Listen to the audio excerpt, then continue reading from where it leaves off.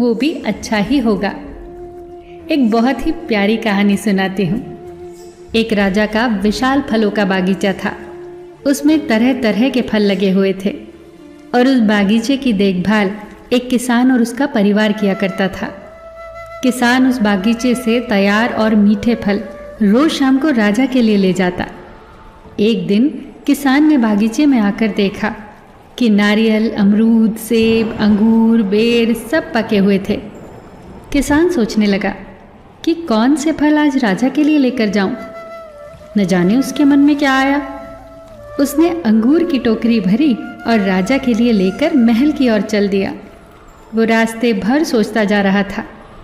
केवल अंगूर लिए, 2-4 सेब, नारियल, अमरूद ही डाल लेता।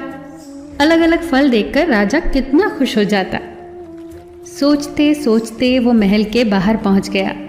उसने अंगूर से भरा टोकरा राजा के सामने रख दिया और थोड़ी दूर जाकर बैठ गया। राजा किन्हीं दूसरे ख्यालों में खोया हुआ था। शायद किसी बात से परेशान या नाराज था।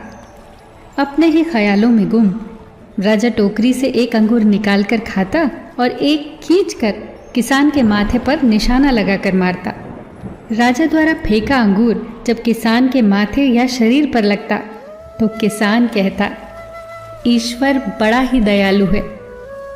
राजा फिर एक अंगूर किसान की तरफ फेंककर जोर से मारता और जब वो किसान को पड़ता तो किसान फिर कहता, ईश्वर बड़ा ही दयालु है। थोड़ी देर बाद राजा को अपनी गलती का एहसास हुआ। वो सोचने लगा, मैं किसान के साथ कितना बुरा बर्ताव कर रहा हूँ और प्रत्युत्तर क्या आ रहा है। राजा ने किसान से पूछा, मैं बार बार अंगूर फेंककर तुम पर मार रहा हूँ और तुम्हें लग भी रहे हैं, फिर भी तुम कह रहे हो ईश्वर बड़ा ही दयालु है। किसान ने बड़े भोलेपन से उत्तर दिया, महाराज, बागान में नारियल, सेब, अमरूद, बेर ये सब तैयार थे, पर मैं अंगूर लाया। मैं वो सारे फल भी ला सकता था, पर ईश्वर की कृपा से ही मुझे ये भान हुआ कि मुझे अंगूर ही ले जाने चाहिए।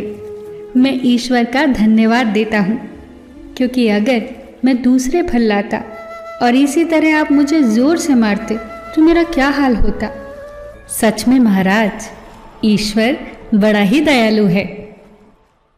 दोस्तों, यदि जीवन में किसी मोड़ पर सही या आपके हिसाब से घटित ना हो तो धैर्य रखना, क्योंकि समय अपने राज समय आने के साथ ही खोलता है और उस समय हमारे मुंह से यही निकलता है कि जो हुआ अच्छा ही हुआ।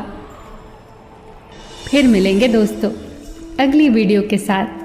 तब तक के लिए अपना ख्याल रखना और हमेशा मुस्कुराते रहना।